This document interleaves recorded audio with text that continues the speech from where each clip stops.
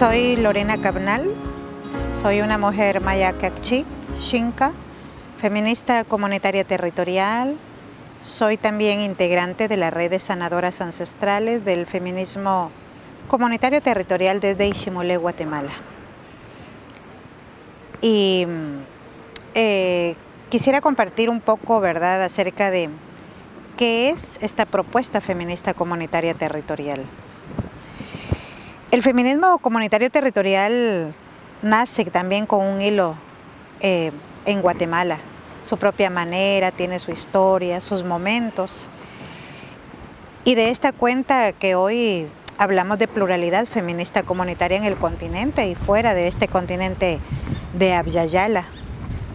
Abya Yala es el nombre ancestral de toda esta vasta tierra que habitamos, que se conoce en el castellano colonial occidental como América o América Latina. Entonces, desde este lugar también y desde las diferentes historias que han tejido la pluralidad feminista comunitaria, saludamos a las hermanas de diferentes lugares que han ido tejiendo hilos.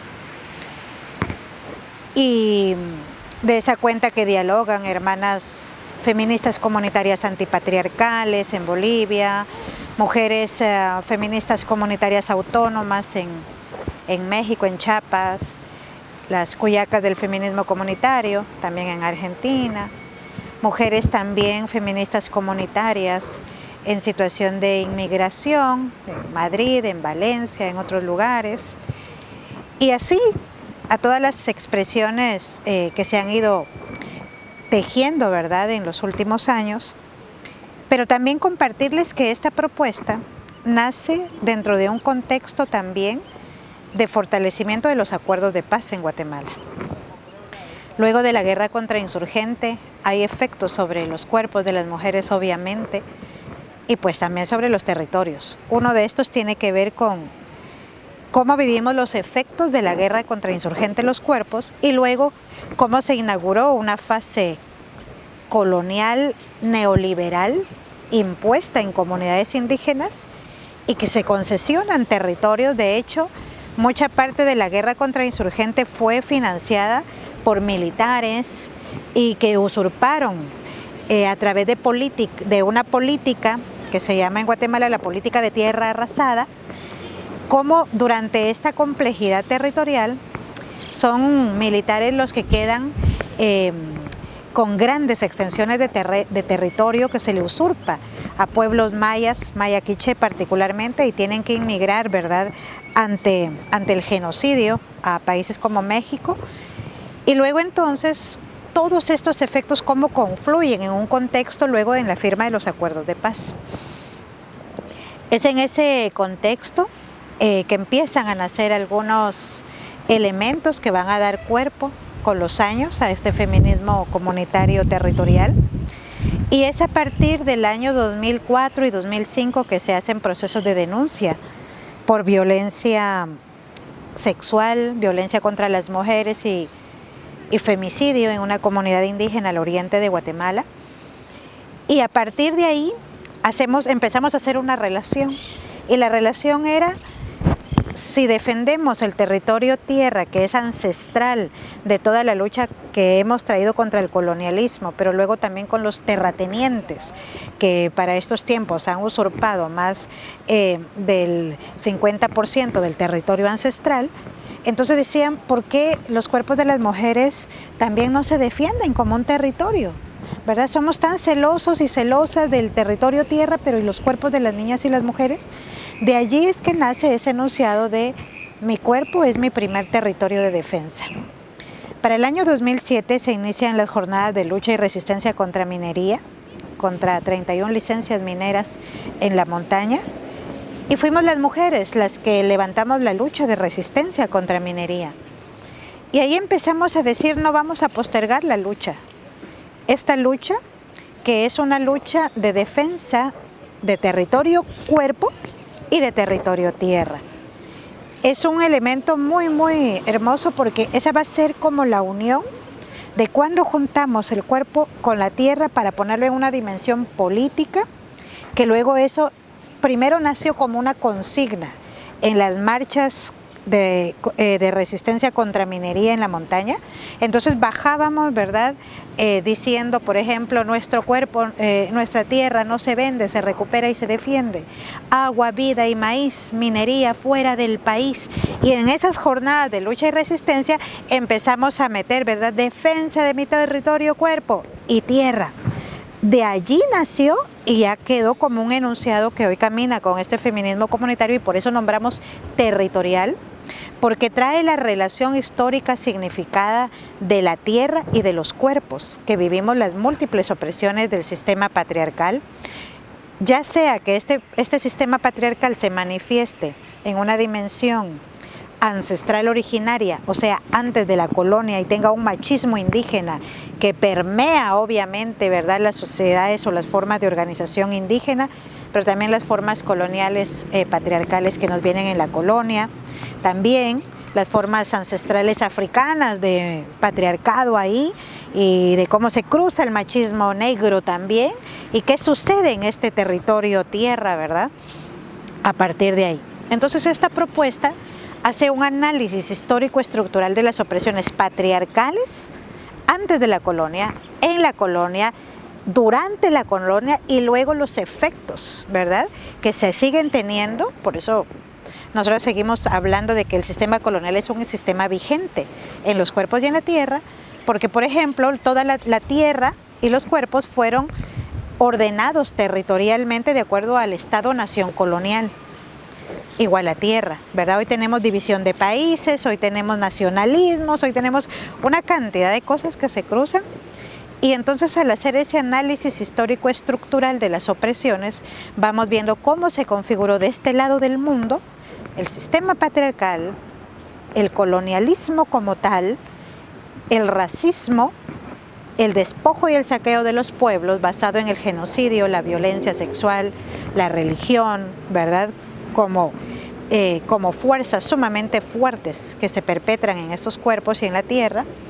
Y de ahí entonces vamos viendo cómo vienen las diferentes fases del capitalismo hasta llegar a la fase neoliberal en la que nacemos, ¿verdad? Yo nazco, por ejemplo, entre el contexto de guerra contra insurgente y el neoliberalismo. Esa es mi época política de nacimiento. Y de ahí que este feminismo plantea hacer también una relación espiritual de qué es lo que ha sucedido con las rupturas que tenemos mujeres y mujeres indígenas en relación de las formas ancestrales o de las relaciones de vida ancestral de los pueblos.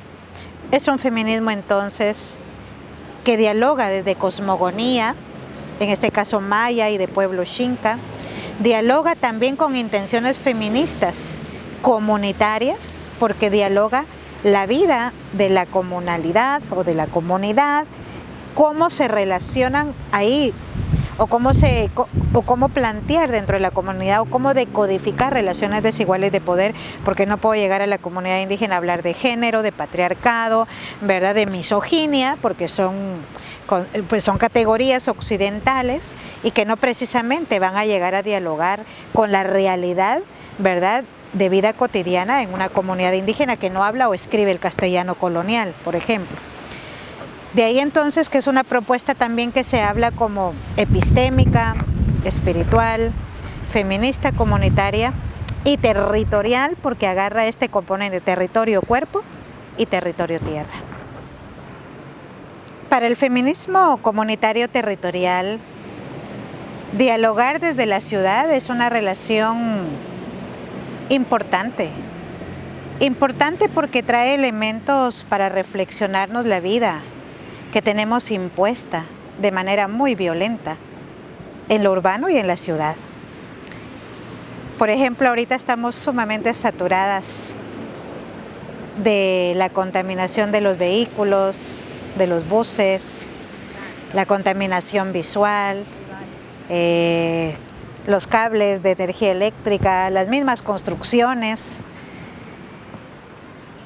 Y el feminismo comunitario trae, por ejemplo, una relación que trasciende la urbanidad o la ciudad, y trae a reflexionar, por ejemplo, que en este lugar donde estoy sentada, estoy en un lugar con una relación de mi cuerpo con la tierra.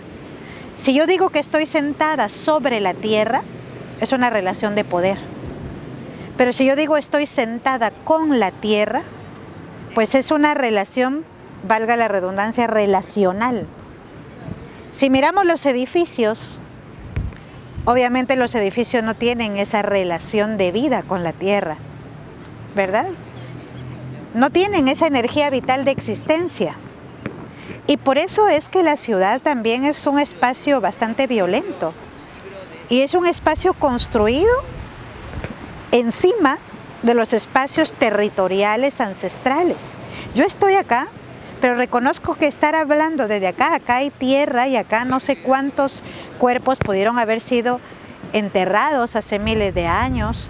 Acá hay una relación de ancestralidades, acá hay una relación de vida, acá hay una memoria territorial. La tierra reconoce aquellas relaciones de vida que se han dado milenariamente, pero que hoy es otra dimensión. Y no digamos las ciudades donde miramos cantidad impresionante, kilómetros de cemento, de asfalto, esos tremendos centros comerciales donde han talado los árboles y todo es cemento, todo es luz, todo es bullicio, pantallas gigantescas. Y el neoliberalismo, ¿verdad?, nombra como desarrollo, tecnologización, te da estatus, te da todos los pluses que te da para tener una plusvalía, o no sé más qué otras palabras ocupa. Pero pone ese contexto, ¿verdad? Te pone muy a disposición toda la construcción artificial capitalista que pone ahí para el consumo excesivo y tal. Hablar entonces de que muchas tal vez no escogimos el lugar donde nacer, donde vivir, donde estudiar, donde caminar, donde hacer la vida cotidiana. Eso me trae, por ejemplo, a la memoria de las mujeres, de las hermanas, las compañeras que se están disputando el territorio urbano como un espacio para dignificarse la vida también. Y por eso es que también la urbanidad es un territorio en disputa. Y en ese territorio en disputa hay una cantidad de elementos que convergen, donde esas formas de violencia que emergen están como direccionadas para los cuerpos de las mujeres. Por ejemplo, no encontramos espacios de trabajo donde se creen las condiciones de las mujeres que vayan con las niñas, los niños o los compañeros, ¿verdad? No solo las mujeres tendrían que ir con las niñas o los niños a los espacios de guardería, ¿sí? Nos damos cuenta que no encontramos varias situaciones que creen condiciones para la vida en dignidad de las mujeres. Ese es el punto. Entonces, las ciudades son ciudades complejas también para vivir. Y se rompe mucho la relación de comunalidad. Hay una vida sumamente individualizada, ¿verdad? Porque hay una lógica capitalista que te determina un ritmo. Y en ese ritmo, pues también se generan otras condiciones y somatizas otras condiciones de la ciudad. El estrés, ¿verdad?, de las personas que viven en edificios, en casas, en construcciones, ¿verdad? Es un estrés que se logra percibir inmediatamente y con una gran diferencia de cuerpos que viven entre la naturaleza, con el agua, en relación con los ríos, las montañas, con la siembra, la cosecha, que ahí se cultiva, que ahí se come, ahí se duerme, ahí se sueña. Entonces, traer como estas dos dimensiones, en principio, yo creo que para el feminismo comunitario territorial no nos gusta poner como una dicotomía de campo y de ciudad, de lo urbano y lo rural, sino aquí hay una relación de vida que fue rota y que se impone una lógica urbana y de ciudad, y que hoy se están haciendo disputas en la ciudad, por ejemplo. Cuando yo veo ciudades que basan, ¿verdad?, su grandeza o la interpretación de su riqueza en los edificios, en todo lo que contienen, digamos, las estructuras de estas ciudades, algo que también inmediatamente percibo es cómo la gente está tan enajenada de las relaciones de vida con la naturaleza. Y eso va a tener una manera de manifestarse corporal, física, emocional, espiritualmente. Por ejemplo, He ido a ciudades muy grandes donde les pregunto a la gente en su cotidianidad, ¿dónde se levanta el sol aquí todas las mañanas? Y han perdido la relación cósmica con el sol. Y si les pregunto en qué fase lunar estamos el día de hoy, de igual manera, ¿verdad? Se quedan con esa desconexión. Entonces ahí hay una lógica también patriarcal, ¿verdad? De ordenamiento territorial y donde también los cuerpos quedan debajo de esta situación. Creo que hoy dialogar desde el reconocimiento de que en cualquier lugar que vivamos ahora en este planeta son territorios en disputa, creo que es vital. Por ejemplo, yo estoy interesada en saber las luchas de mujeres en ciudades, lugares urbanos que están haciendo lucha contra minería. Realmente me encuentro con muy pocas experiencias, ¿sí? Uno de los problemas que veo de las mujeres de las ciudades es el problema del agua. Pero el agua entubada, ¿verdad? El agua que te llega potable a la casa.